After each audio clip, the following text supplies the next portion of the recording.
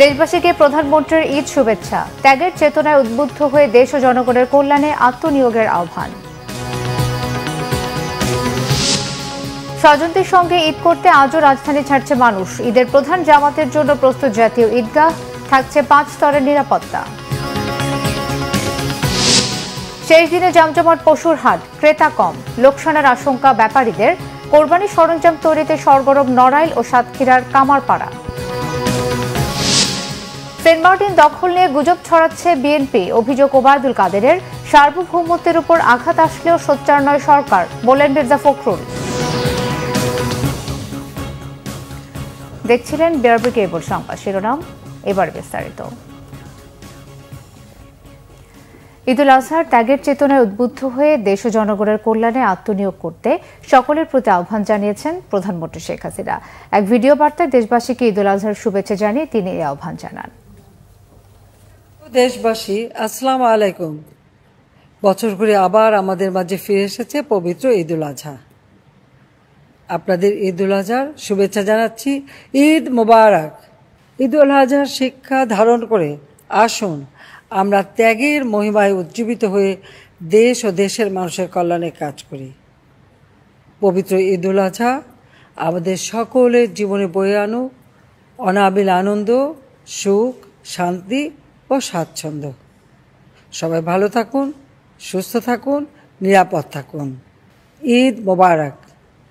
জয় বাংলা, জয় বঙ্গবন্ধু। স্বজনদের সঙ্গে ঈদ করতে আজও রাজধানী ছাড়ছেন বহু মানুষ। সকালের দিকে সড়ক ও রেলপথে যাত্রীদের চাপ ছিল বেশ, তবে বেলা বাড়ার সাথে সাথে যাত্রীদের সংখ্যাও কমতে থাকে। ভোরে কমলাপুর রেল স্টেশনে ছিল যাত্রীদের উপচে পড়া ভিড়, এমনকি ছাদে উঠেও গন্তব্যে গেছেন অনেকেই। পরিবহন সংশ্লিষ্টরা জানান, গতকাল রাতে মহাসড়কে জ্যাম থাকায় বেশিরভাগ গাড়ি শিডিউল বিপর্যয়ে পড়ায় সকালেও বহু গাড়ি ছেড়েছে রাজধানী। গোলাম ময়নুল হাসানের রিপোর্ট।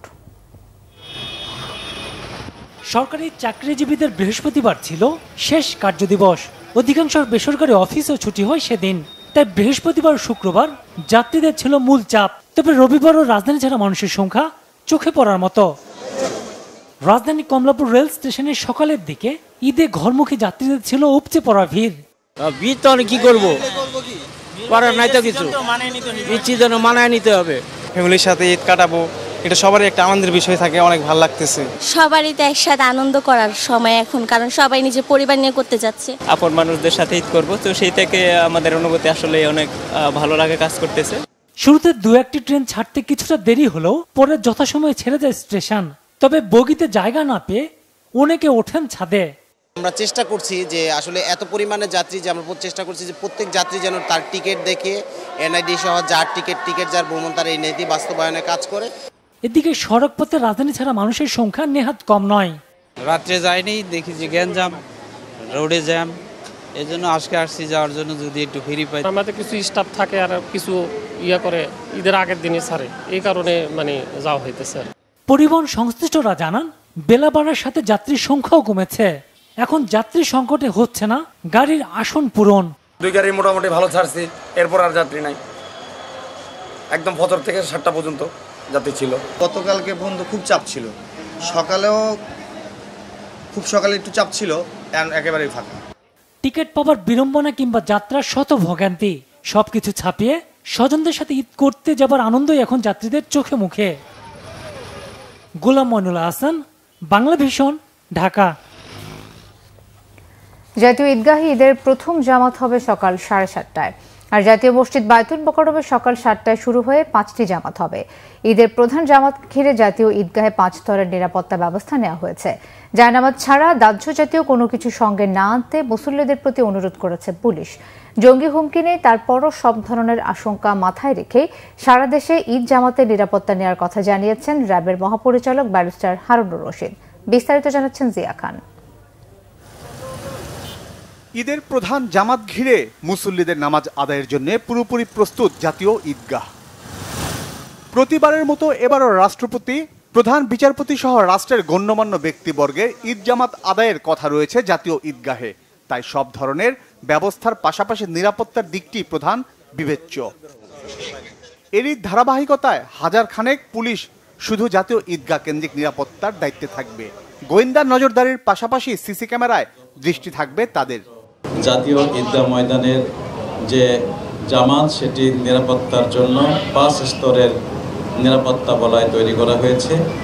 নিরাপত্তা ব্যবস্থা যতদূর বেশি নেওয়া সম্ভব হয় আমরা সেটি নেওয়ার চেষ্টা করি। এবার আমাদের যেহেতু ড্রোনটা অতিরিক্ত আমাদের কাছে এসেছে এবং বাইরেও আমরা বেশি নিরাপত্তা ব্যবস্থা রেখেছি, এটি আমরা সব ধরনের চ্যালেঞ্জ মাথায় রেখে আমরা নিরাপত্তা ব্যবস্থা গ্রহণ করে থাকি। র্যাবের পক্ষ থেকেও ঈদগাহ ময়দান পরিদর্শন করা হয়। ডিজি বলেন, দেশব্যাপী নিরাপত্তা দেবেন তারা। আমাদের কাছে সুনির্দিষ্ট কোনো তথ্য নাই যে এই ধরনের কোনো হামলা বা এই ধরনের কোনো নাশকতা হবে। আমরা কিন্তু বলছি কোনো সুনির্দিষ্ট তথ্য নাই, বাট আমি ইভেন দেন যদি এরকম কোনো কিছু হয় আবার মানে আমি বলছি যে আমরা একদমই প্রস্তুত আছি। আমরা এই ধরনের যে কোনো ঘটনা আমরা প্রতিহত করতে প্রস্তুত। সড়ক শৃঙ্খলার পাশাপাশি চুরি ডাকাতি ছিনতাই রোধে বিশেষ পরিকল্পনা নেয়ার দাবি র্যাব পুলিশের। জিয়া খান, বাংলা ভিশন, ঢাকা। রাজধানীর কোরবানির পশুর হাটে ক্রেতার তুলনায় পশুর সংখ্যাই বেশি। গ্রামে যে গরুটির দাম উঠেছিল 3 লাখ টাকা, সেটি রাজধানীর হাটে এনে 2 লাখে বিক্রি করতেও কষ্ট হচ্ছে ব্যাপারীদের। চালান নিয়ে বাড়ি ফেরাটাই এখন বড় চ্যালেঞ্জ কারো কারো কাছে। তবে ছোট ও মাঝারি সাইজের গরুর চাহিদা কিছুটা বেশি। মহিবুল্লাহ মহিবের রিপোর্টে বিস্তারিত। রাজধানীর তেজগাঁওয়ের কোরবানির পশুর হাটের কালো মানিক 10 লাখ টাকা শুরুতে দাম উঠলেও এখন আর ক্রেতা নেই, তাই আরো 2 লাখ কমিয়ে গরুটি 8 লাখে বিক্রির জন্য ক্রেতার অপেক্ষায় ব্যাপারীরা। 8 লক্ষ টাকা দাম বলা হলো, কিন্তু আমি যাই ওখানে ছিলাম না, আমার লোক ছিল, ওরা বুঝতে পারেনি। আমি থাকলে হয়তো দিয়ে দিতাম, কিন্তু পরবর্তী তার খরিদ্দার তেমন আসে নাই। না, এবার বেশি সুবিধা হয়নি, দাম কম, গরু বেশি উঠছে তো কালকে যাচ্ছে কাস্টমার কম। বড় গরুগুলোর আপনার এই ইয়েতে দেখলাম পাটি খুবই কম, আর যা দাম বলে সেটা আসলে আমাদের দেওয়ার মতো না। তো এই কারণে বড় গরুগুলো আমার এখন বিক্রি হচ্ছে না। কালো মানিকের মতো কালা বাহাদুর, তুফান, কাদির মামু কিংবা ভিংরাজ এমন বাহারি নামের নানা সাইজের গরুর দেখা মেলে এই হাটে। সাদা চামড়ার 24 মণ ওজনের এই গরুটির নাম রাখা হয়েছে ইংরেজ। শেষ দিনে নেই ক্রেতা, তাই অনেকটা দুশ্চিন্তায় ব্যাপারীরা। আমরা আপনাদের কাছে আবেদন, যদি কোনো লোক থাকে, এখন 12 লক্ষ টাকা দাম হয়েছিল, এখন 8 লক্ষ টাকা হলেও ছাইরা দিব আমরা। বড় সাইজের গরু বিক্রি না হলেও বিক্রি হচ্ছে ছোট ও মাঝারি সাইজের পশু। কাস্টমার কোনো প্রাইজের কথা বলে না যে এটার দাম এত, বা একটা কথা বলা সেটা বলে না, শুনে চলে যায়। তো একটা গরু পালতে যে কি পরিমাণ কষ্ট আর যে পরিমাণ খরচ, এটা আইডিয়া করে না। প্রথম দিকে বেশি দামের আশায় গরু বিক্রি না করলেও শেষ মুহূর্তে কেউ কেউ কেনা দাম থেকে কমে বিক্রি করছেন এসব পশু। মুহিবুল্লাহ মুহিব, বাংলা ভিশন, ঢাকা। কোরবানি উপলক্ষে ভীষণ ব্যস্ত নড়াইলের কামাররা। অন্তত 3 কোটি টাকার চাপাতি, পশু জবাই ও চামড়া ছাড়ানো ছুরি বিক্রির আশা সংশ্লিষ্টদের। দা, বটি, ছুরি, চাপাতি তৈরিতে সরগরম সাতক্ষীরার কামারপাড়াও। কয়লা ও লোহার দাম বেশি হওয়ায় বিপাকে কামাররা। নড়াইল প্রতিনিধি তারিকুজ্জামান লিটু এবং সাতক্ষীরা প্রতিনিধি আসাদুজ্জামানের তথ্য, ছবিতে ডেস্ক রিপোর্ট। লোহা পেটানো আর শানের শব্দে মুখর নড়াইল সদর উপজেলায় চিত্রা নদীর পাড়ের ঐতিহ্যবাহী সিংহাসলপুর বাজার। বাজারের ছোট ছোট কুড়ে ঘরে আগুনে লোহা গরম করে হাতুড়ি পিটিয়ে তা বটি, ছুরি তৈরিতে ক্লান্ত কামাররা। গায়ের মধ্যে গামছা দিয়ে কষ্ট করে ঘাম বসে কাজ করতে করাই লাগে। 1.5 মাস আগে থেকে আমাকে এই চাপটা শুরু হয়ে যায়, যেহেতু এই বাজারে আমরা এই কাজটা বেশি করি। বিভিন্ন জেলা থেকে আমাদের এখানে ব্যবসায়ীরা আসে পাইকারি, যেমন দা, কাশি, বটি, ছুরি, চাপাটি ইত্যাদি এই মাল জিনিসগুলো তারা পাইকারিভাবে কিনে নিয়ে যায়। এদের ছুরিগুলো খুব মানসম্মত, ভালো। তো এখন থেকে কিনা বেচা শুরু হচ্ছে, আর আগামীতে আরও বেশি হবে। জেলায় 3 শতাধিক কামারশালায় কাজ করছে অন্তত 2000 শ্রমিক ও কারিগর। দেশের বিভিন্ন জায়গায় এই কামারদের তৈরি জিনিসের আলাদা চাহিদা। নড়াইলের এই কামার শিল্পের সাথে সম্পৃক্ত যারা উদ্যোক্তা আছে, তাদের পণ্য, চাকু, চাপাতি সারা বাংলাদেশে একটা সুনাম ধরে রেখেছে। পণ্যটাকে যাতে আরও সারা বাংলাদেশে ছড়িয়ে যায়, সেই ধরনের সহযোগিতা বেসিকের পক্ষ থেকে সবসময় থাকবে। নড়াইলের 3টি উপজেলার ছোট বড় 30টি হাটে ও বাজারে পাইকারি ও খুচরা বিক্রি হয় এসব পণ্য। এদিকে প্রতি বছরই এই সময়টায় ভীষণ ব্যস্ত থাকে সাতক্ষীরার কামাররাও। সারা বছর খুব একটা কাজ না থাকলেও কোরবানি এলেই বাড়ে কাজ। বাড়তি আয়ের উদ্দেশ্যে দিনরাত এক করে পরিশ্রম করেন তারা। জিনিসপাতির সব দাম বেশি, গরু ছাগলের দাম বেশি, ওই জন্য মানুষ কাজ করাচ্ছে না। এই ঈদুল আজহার যে মার্কেটটা মোটামুটি আমাদের এই কর্মশালার মার্কেটটা মোটামুটি ভালো যাচ্ছে এই আর কি। ক্রেতারা বলছেন ঈদ এলে যন্ত্রপাতির দাম ও মজুরি দুটোই বাড়িয়ে দেয় কামাররা। বছরের 2টা ঈদ আসলেই পার্বণের সময় এই জিনিসপত্রের দাম বেশি হয় অন্যান্য বছরের তুলনায়। এবছর প্রত্যেক জিনিসের দাম বৃদ্ধি। কোরবানির জন্য যথাযথ নিয়ম অনুসরণ করে ধারালো অস্ত্র ব্যবহারে পরামর্শ দিয়েছেন ইমামরাও। সুন্দর হতে হবে এবং এটাকে জবে করার সময় ধারালো অস্ত্র দ্বারা এটাকে জবে করতে হবে। এই কুরবানির পশুর গোশতটাকে 3 ভাগে বিভক্ত করে দিয়ে গরিব মিসকিন অনাথদের মাঝে হাঁটিয়ে ফোটাতে হবে এবং নিজের আত্মীয় স্বজনকে দিতে হবে, নিজেও এটাকে উপভোগ করতে হবে। সারা বছর চাহিদা কম থাকা জিনিসপত্রের দাম বেড়ে যাওয়া সহ বিভিন্ন কারণে দিন দিন কমে যাচ্ছে কামারের সংখ্যা। এরপরও বাপ দাদার পেশা ধরে রেখেছেন কেউ কেউ। Bangla vision news desk. Awami লীগের সাধারণ সম্পাদক ওবায়দুল কাদের বলেছেন, সেন্ট মার্টিন ইস্যুতে গুজব ছড়াচ্ছে বিএনপি জামাত। এ নিয়ে মির্জা ফখরুল ইসলাম আলমগীরের বক্তব্য দায়িত্ব জ্ঞানহীন। তিনি বলেন, বাংলাদেশ মিয়ানমার সীমান্তে কঠোর নজরদারির পাশাপাশি সেনাবাহিনী সহ দায়িত্বপ্রাপ্তরা সতর্ক অবস্থানে রয়েছে। ওবায়দুল কাদের আরও বলেন, সরকার বিরোধী আন্দোলনে ব্যর্থতা থেকেই বিএনপির কমিটি গণবিলুপ্তি, এর দায় তারেক রহমান এড়াতে পারেন না। রিপোর্ট সৈয়দ আব্দুল মুহিতের। রবিবার ধানমন্ডিতে আওয়ামী লীগ সভাপতি রাজনৈতিক কার্যালয়ে ব্রিফিং করেন দলের সাধারণ সম্পাদক ও সড়ক পরিবহন ও সেতুমন্ত্রী ওবায়দুল কাদের। সেন্ট মার্টিন নিয়ে বিএনপি মহাসচিবের করা মন্তব্যের কঠোর সমালোচনা করেন। বলেন, এ বিষয়ে সরকার সতর্ক ও সজাগ রয়েছে। এই গুলিটা পড়ছে যেটা সেন্ট মার্টিন থেকে, এটা আরাকান বাহিনী থেকে, এটা মিয়ানমারের সরকার প্রভোকেশন দিয়ে মিয়ানমারের সাথে আমরা যুদ্ধ বাঁধাবো, সারা পৃথিবী অনেকটা রণক্ষেত্রে পরিণত হয়েছে। আমরা যতদূর সম্ভব আলাপ আলোচনার মাধ্যমে সমস্যার সমাধান, যে কোনো সমস্যার সমাধান আমরা করতে পারবো। বিএনপি পারে শুধু না জেনে না বুঝে অহেতু হাস্যকর অর্বাচীনের মতো মন্তব্য করতে, এখনো সে একই কাজ তারা করছে। বাংলাদেশ মিয়ানমার সীমান্তে কঠোর নজরদারি অব্যাহত রেখেছে। তিনি বলেন, বিএনপিতে অভ্যন্তরীণ গণতন্ত্রের চর্চা না থাকায় লন্ডন থেকে পদায়ন করা হচ্ছে, অথচ আওয়ামী লীগে কখনোই গঠনতন্ত্র লঙ্ঘন করা হয়নি। তারা ব্যর্থ বলেই এখন কাউকে সরিয়ে দিচ্ছে। ব্যর্থতার দায়টা, মূল দায়টা যা, তিনি রিমোট কন্ট্রোলে কাউকে সরিয়ে দিচ্ছেন, কাউকে পদায়ন করছেন। কাজেই ব্যর্থতার সমূহ দায়িত্ব তারা স্বীকৃতি দিয়েছেন, এটাই তার প্রমাণ। ঈদ যাত্রায় পদ্মা সেতুতে 5 কোটি এবং বঙ্গবন্ধু সেতুতে 4 কোটি টাকার টোল আদায় হয়েছে বলেও জানান ওবায়দুল কাদের। কোনো অবস্থাতে করিনি। সৈয়দ আব্দুল মুহিত, বাংলা ভিশন, ঢাকা। বিএনপি মহাসচিব মির্জা ফখরুল ইসলাম আলমগীর বলেছেন, দেশের সার্বভৌমত্বের উপর আঘাত আসছে, আর সরকার শুধু দেখছে। আন্তর্জাতিক সম্প্রদায়ের কাছে এই মেসেজটি দেওয়ার জন্য তাদের কোনো স্টেটমেন্ট পর্যন্ত নেই। মিয়ানমার ইস্যুতে সরকারের ভূমিকার সমালোচনা করে অবিলম্বে তাদের পদত্যাগ দাবি করেন বিএনপি মহাসচিব। মির্জা ফখরুল আরও বলেন, জনগণের ম্যান্ডেট ছাড়া এই সরকার বিদেশি সাহায্যের উপরই টিকে আছে, তাই তাদের পক্ষে সোচ্চার ভূমিকা আশা করা যায় না। দুপুরে ঠাকুরগাঁওয়ের তাঁতিপাড়ায় নিজ বাসভবনে সাংবাদিকদের সঙ্গে মতবিনিময়কালে তিনি এসব কথা বলেন। মির্জা ফখরুল বলেন, পশুর হাটে মানুষের ভিড় নেই, দ্রব্যমূল্য মানুষের নাগালের বাইরে, কারণ এই সরকার দেশের সম্পদ লুট করে বাইরে পাচার করে দিয়েছে। ব্যাংক ও দেশের রিজার্ভ প্রায় শূন্য, তাই সাধারণ মানুষের ক্রয় ক্ষমতা একদম কমে গেছে। আমলাদের ব্যবহার করে নিজেরা ফায়দা নিয়ে আওয়ামী লীগ এখন সব দোষ তাদের ঘাড়ে চাপিয়ে বাঁচার চেষ্টা করছে বলেও মন্তব্য করেন তিনি।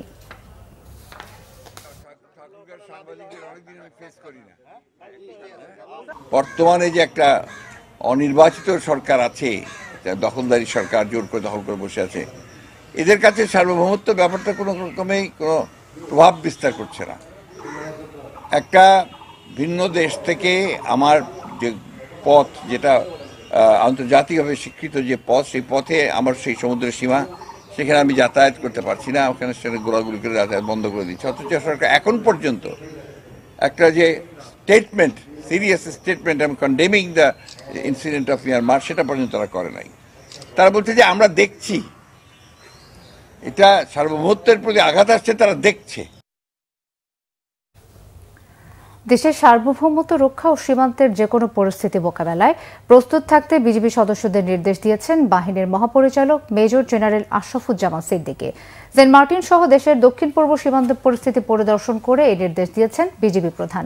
আজ গণমাধ্যমে পাঠানো এক সংবাদ বিজ্ঞপ্তিতে এই তথ্য জানান বিজিবির সদর দপ্তরের জনসংযোগ কর্মকর্তা মোহাম্মদ শরীফুল ইসলাম। তিনি জানান, সাম্প্রতিক সময় মিয়ানমারের রাখাইন রাজ্যের সীমান্তবর্তী মংডুতে দেশটির সেনাবাহিনী ও বিদ্রোহী গোষ্ঠী আরাকান আর্মির মধ্যে সংঘর্ষ চলছে। মংডু সীমান্তের নাফ নদীর এই পারে বাংলাদেশের টেকনাফ ও সেন্ট মার্টিন দ্বীপ অবস্থিত হওয়ায় বিজিবির মহাপরিচালক উদ্ভূত সীমান্ত পরিস্থিতি পর্যবেক্ষণে যান। এ সময় তিনি বিজিবির সেন্ট মার্টিন বিওপি সহ দ্বীপে নির্মাণাধীন বিভিন্ন স্থাপনা ঘুরে দেখেন।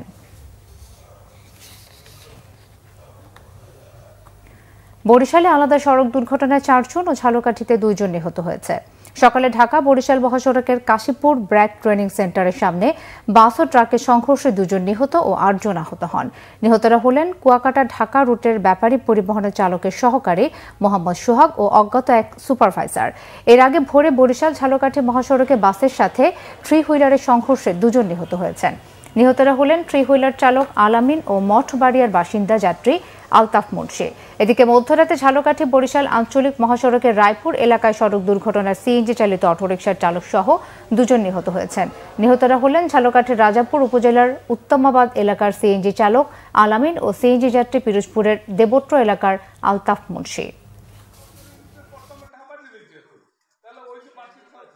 কুড়িগ্রামে নদ নদীর পানি বৃদ্ধি অব্যাহত রয়েছে। তিস্তার পানিতে তলিয়ে গেছে নিম্নাঞ্চল। এদিকে উজানে ভারী বৃষ্টিপাত ও পাহাড়ি ঢলে সিলেটের কুশিয়ারা ও সারি নদীর পানি বেড়ে কয়েকটি উপজেলায় ফের বন্যা দেখা দিয়েছে।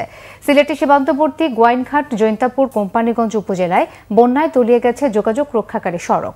গোয়াইনঘাট উপজেলার নির্বাহী কর্মকর্তা তৌহিদুল ইসলাম জানিয়েছেন, 4 দিনের ভারী বৃষ্টিতে 3টি পয়েন্টে বিপদসীমার উপরে বইছে পানি। এতে গোয়াইনঘাটে 13টি ইউনিয়নের হাওর ও নিম্নাঞ্চলে পানিতে তলিয়ে গেছে। পানি বাড়ায় 3 উপজেলার শতাধিক আশ্রয় কেন্দ্র প্রস্তুত রাখা হয়েছে। এদিকে কুড়িগ্রামে তিস্তার পানি কিছুটা কমলেও এখনও বিপদসীমার কাছাকাছি বলে জানায় স্থানীয় পানি উন্নয়ন বোর্ড। বেড়ে চলেছে বিভিন্ন নদ নদীর পানি। তিস্তা ও ধরলা নদীর চর ও দ্বীপচরগুলো পানিতে তলিয়ে গেছে। ডুবে গেছে চরের ফসল, বাদাম ও অন্যান্য ফসল। ধরলা ও দুধকুমার নদীর পানি দ্রুত বাড়ার শঙ্কা রয়েছে। ফলে নদীর তীরবর্তী মানুষজন এখন বন্যা আতঙ্কে। সেনাবাহিনীর ইস্ট বেঙ্গল রেজিমেন্টকে শক্তিশালী রেজিমেন্ট হিসেবে গড়ে তুলতে ও সক্ষমতা বাড়াতে 4র্থ প্রজন্মের ট্যাঙ্ক সহ আধুনিক অস্ত্রে সজ্জিত করা হয়েছে বলেছেন সেনাবাহিনী প্রধান জেনারেল SM শফিউদ্দিন আহমেদ। দুপুরে চট্টগ্রাম সেনানিবাসে কর্নেল অব দি রেজিমেন্ট ও কর্নেল কমান্ড্যান্টের বিদায় কুচকাওয়াজ অনুষ্ঠানে তিনি একথা বলেন। এই রেজিমেন্টকে সর্বাধুনিক প্রযুক্তি নির্ভর রেজিমেন্ট হিসেবে গড়ে তোলা হচ্ছে বলেও জানান তিনি।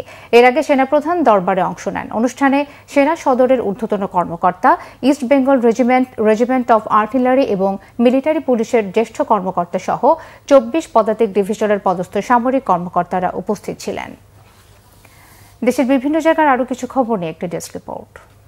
ঈদে নদীপথে ঘরমুখ মানুষের যাত্রা নিরাপদ করতে বরিশালে মাঠ পর্যায়ে কাজ করছে কোস্টগার্ড সদস্যরা। সকাল থেকে রাত পর্যন্ত টহল দিচ্ছে তারা। চেক করা হচ্ছে রুট পারমিট সহ বিভিন্ন লঞ্চের চলাচলের ক্ষেত্রে প্রয়োজনীয় কাগজপত্র। পাশাপাশি নিরাপত্তা সরঞ্জাম আছে কিনা, দক্ষ মাস্টার, সুকানি, ড্রাইভারের উপস্থিতিও পরীক্ষা করছেন তারা। বিএনপির বিভাগীয় সাংগঠনিক সম্পাদক মনোনীত হওয়ায় শাহীন শওকত খালেককে সংবর্ধনা দিয়েছে দলীয় নেতাকর্মীরা। রাজশাহী নগরীর মালোপাড়ার দলীয় কার্যালয়ে এ সংবর্ধনা দেওয়া হয়। সভাপতিত্ব করেন জেলা বিএনপির সিনিয়র যুগ্ম আহ্বায়ক সাইফুল ইসলাম মার্শাল।